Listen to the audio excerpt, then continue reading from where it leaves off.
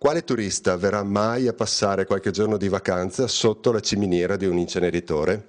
Nessuno. Quindi tutti i nostri sforzi per sviluppare un turismo di qualità saranno vani.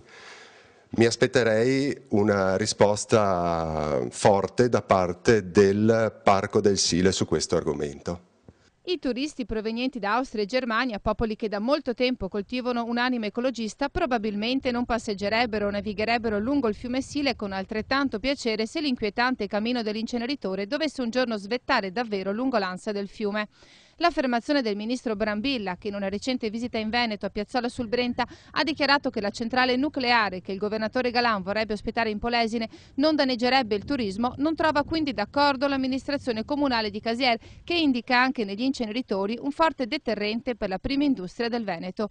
Alla questione rifiuti il comune risponde invece con l'estensione della raccolta differenziata anche alle imprese. Casier sta già differenziando i rifiuti urbani quasi all'80%. Stiamo cercando di sviluppare un progetto anche per ridurre e differenziare i rifiuti industriali delle aziende che gravitano nel comune di Casier. Altra questione è l'esclusione di Casier, vicinissimo a Silea, dove dovrebbe sorgere uno dei due inceneritori, dalla valutazione dell'impatto ambientale sul territorio. Avete ricevuto una risposta dalla Commissione VIA sul perché della vostra esclusione?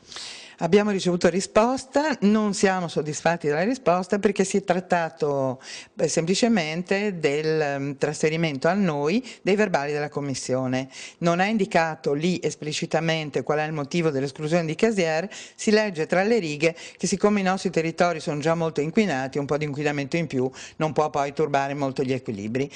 Faremo anche un quesito ai candidati prossimi alle elezioni regionali perché si esprimano con grande chiarezza sul tema dell'inceneritore